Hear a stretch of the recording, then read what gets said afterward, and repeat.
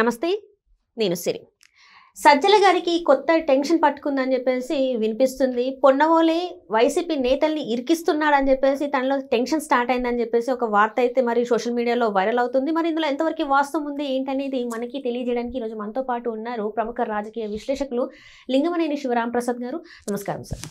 Sir, ఇప్పుడు చూస్తుంటే పొన్నవోలు గారి మనం చూస్తున్నాం తను ఎలా మాట్లాడుతున్నారు ఏంటి అనేది. సో తను మాట్లాడిన దానివల్లే ఇంకా వైసీపీ నేతలకు ఉచ్చు బిగుస్తుంది. ఇంకా పొన్నవోలు గారే వైసీపీ నేతలను అరెస్ట్ చేయడానికి గల కారణం అవుతున్నారని చెప్పేసి సజ్జల గారు భయపడుతున్నారని చెప్పేసి ఒక వార్త సోషల్ మీడియాలో వినిపిస్తుంది. మరి ఇందులో వాస్తవం ఉందంటారా? దీంట్లో ఒక సామెత ఉందమ్మా ఇదివరకు నుంచి. నీకు లా తెలిస్తే లా పాయింట్ మీద మాట్లాడు, తెలియకపోతే బల్లగుద్దది అంటే గల్లం చేయబోదు. ఈ రెండో కేటగిరీకి చెందిన ఆయన. లీగల్గా కన్నా కూడా ఊరికే ఆ పాయింట్ మీకు ఏదో సినిమాలో చూపించినట్టు గంట ఎవడో ఆర్గ్యూ చేయరు, వాదించరు. పాయింట్స్, దానికి ఏ కేసు ఉదాహరణలు, ఆ ఎగ్జాంపుల్స్, దాన్ని ఇది ఎట్లా అప్లై అవుతుంది ఇంతవరకే మాట్లాడతారు. ఈయన మాట్లాడే దాంట్లో జడ్జి కాదన్నా సరే ఈయన చెప్పిందే చెప్పి ఆఖరికి కొన్ని చోట్ల హైకోర్టులో అక్కడ జడ్జెస్ కామెంట్ చేసినవి కూడా ఉన్నాయి. ఎంతసేపు ఇట్లా చెప్పిందే చెప్తారు మీరు, వేరే విషయం చెప్పడానికి కూడా కామెంట్ చేసిన విషయాలు ఉన్నాయి. ఆయన పొలిటికల్ లాయర్ తప్ప ప్రొఫెషనల్ లాయర్ కాదు. ప్రొఫెషనల్గా ఆయన అంత నాలెడ్జ్ కాదు. ఇప్పుడు బాగా నాలెడ్జబుల్ పర్సన్స్ వాళ్ళు ఉన్నారు, మనోహర్ రెడ్డి గారు అని వాళ్ళందరూ ఉన్నారు, లీగల్ టీం ఉంది వాళ్ళకి. ఇప్పుడు అలాగే నిరంజన్ రెడ్డి గారు జగన్మోహన్ రెడ్డి గారి కేసులని డీల్ చేస్తున్నాడు. ఆయన సుప్రీంకోర్టు లాయర్, ఇప్పుడు రాజ్యసభ మెంబర్. ఆయన లీగల్ ప్రొఫెషన్లో బాగా. రెడ్డి గారు మొన్న అల్లు అర్జున్ గారి కేసు వాదించిన. సో అంటే ఇప్పుడు ఇంకో పేరు కూడా, అంటే ఇంకో రకం కూడా వినిపిస్తుంది. పొన్నవాళ్ళని కానీ పక్కన పెట్టేసి నిరంజన్ గారిని కూడా ఈ కేసులు ఏవైతే ఉన్నాయో వీటి మీద కూడా వాదించాలి అని చెప్పేసి, అంటే పెట్టాలని చెప్పేసి అని ఒక వార్త వినిపిస్తుంది. సాధ్యమవుతుంది అంటారా సార్? నేను అనుకుంటాను అదంతా. ఎందుకంటే హైకోర్టుకు వచ్చి వీళ్ళందరి కేసులు వాదించే అంత ఖాళీ ఆయనకు ఉండదు, అంత ఇది ఉండదు. అయితే పొన్నవాళ్ళు గారు ఏంటంటే ఈయన మాట్లాడే దాంట్లో ఈయన ఎంతసేపు ఏంటంటే ప్రచారం, ఇంకా పార్టీకి ప్రచారం, ఎంతసేపు తన సొంతంగా తనేదో ఫోకస్ అవ్వాలని చూస్తాడు తప్ప యాక్చువల్గా కిందసారి కూడా జగన్మోహన్ రెడ్డి గవర్నమెంట్, ఆయన వైసీపీ గవర్నమెంట్ ఉన్నప్పుడు కూడా ప్రెస్ స్టేట్మెంట్లు ఇవ్వద్దంటే వచ్చి మళ్ళీ ప్రెస్ స్టేట్మెంట్లు ఇచ్చారు. అసలు అంటే ఆయనకి ఒక అరాచకంగా మాట్లాడతారు తప్ప లీగల్ పాయింట్స్ మీద దాని మీద చేయటం ఇరికించడం కాదు, చేతకాంతనం. అసలు ఆయన ఎవరు పెట్టుకోమన్నారు? ఇప్పుడు లాయర్ అనేవాడికి చేత కావాలి, ఆయనకి అంత నాలెడ్జ్ ఉందని నేనైతే అనుకుంటా. అది ఇరికించడం కాదు, ఇప్పుడు వరకు ఉపయోగించారు.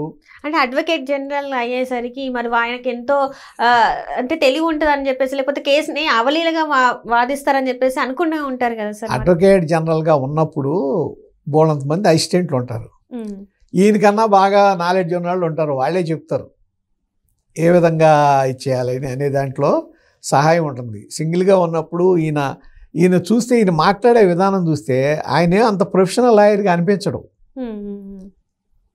అది ఇప్పుడు నిరంజన్ రెడ్డి గారిని తీసుకొస్తారా అంటే, ఇప్పుడు ఇన్ని కేసులు వాదించడానికి వరుస పెట్టి కేసులు వస్తున్నాయి, ఇన్ని కేసులు వాదించడానికి ఇక ఆయన జీవితం అంతా సరిపోతుంది. ఆయన కుదరద్దు. అంటే ఆల్రెడీ ఇప్పుడు వల్లభనేని వంశీ గారిది వాదించాలి, పోసాని గారిది వాదించాలి, ఇంకా కొంతమంది ఆల్రెడీ పిన్నెల్లి గారిది. మరి ఇవన్నీ వస్తే సునీల్ కుమార్ వీళ్ళందరూ ఎవరు వాదించాలి? వాళ్ళే కూడా వీళ్ళ కోసం చేసింది, వాళ్ళ సొంతంగా లాయర్ని పెట్టుకోవాలి. అప్పుడు వీళ్ళ టీం ఏమి సపోర్ట్ చేయదా? ఇది వస్తుంది కదా రేపు. వరుసనే ఒకదానికొకటి లింక్స్ వస్తాయి.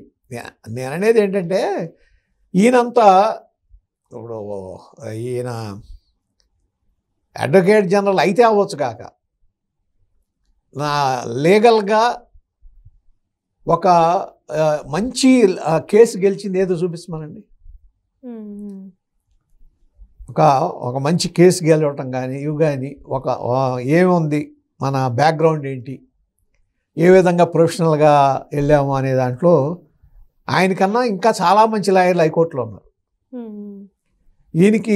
ఈయనకన్నా అసలు చాలా నైపుణ్యంగా, చాలా గొప్ప లాయర్లు, చాలా గొప్పగా వాదించగలిగిన వాళ్ళు హైకోర్టులో చాలామంది ఉన్నారు.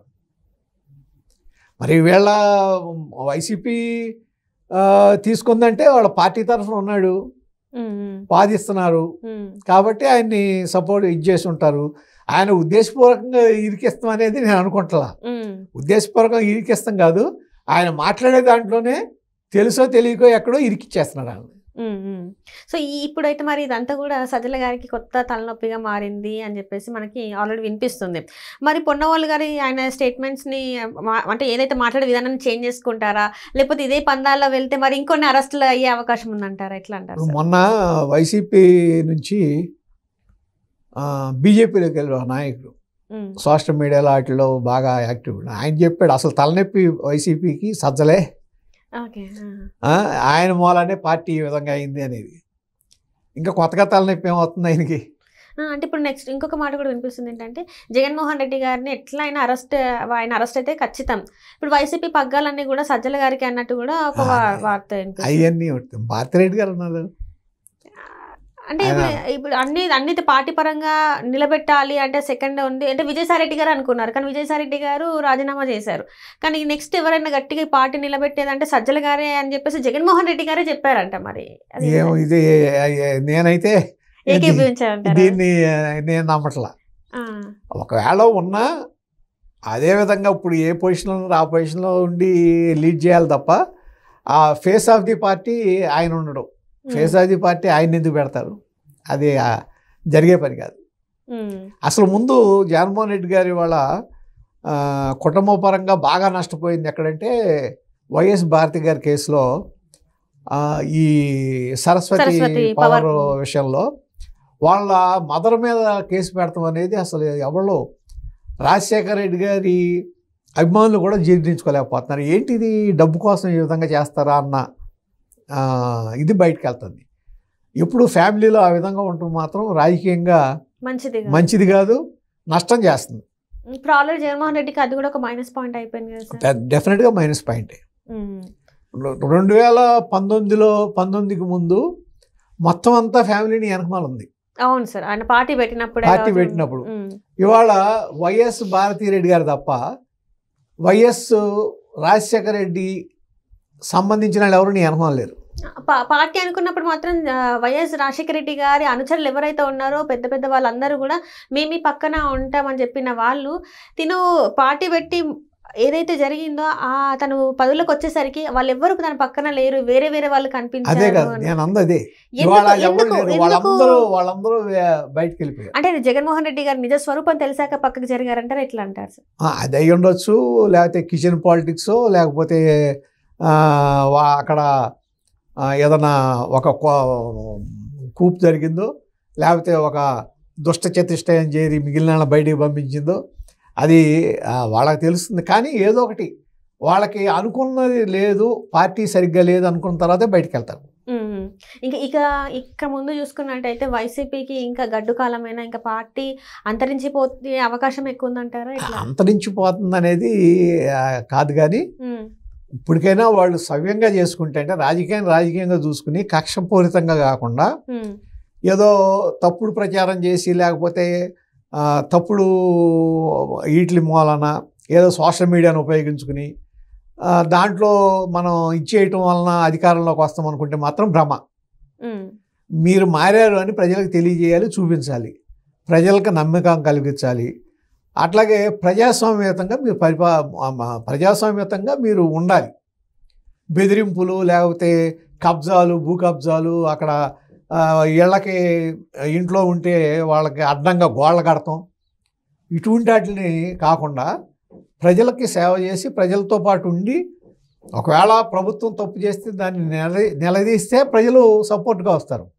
అట్లా కాకుండా ఇదివరకు పద్ధతులే కంటిన్యూ చేస్తే మాత్రం ఖచ్చితంగా ఈ మధ్య ఏదో సర్వే వచ్చింది, ఇప్పుడు కనుక ఏదో ఇంటర్నల్ సర్వే కొంతమంది ఇప్పుడు కనుక చేస్తే 4 సీట్లు తప్ప 11లో 7 టీడీపీ కూటమికి వెళ్ళిపోతాయి. అంటే ఇక జనాలకి అర్థమైపోయింది వాట్ ఇస్ వాట్. ఆ పరిస్థితి ఇంకా మీరు భ్రమలో ఉండి మనం ఈ విధంగా దుష్ప్రచారం చేసో లేకపోతే తప్పుడు ప్రచారం చేసో లేకపోతే గోబెల్స్ లాగా గోబెల్స్ ప్రచారం చేసో నమ్మించి మనం గెలవగలం అనుకుంటే మాత్రం భ్రమే. Right sir, right. Thank you so much sir.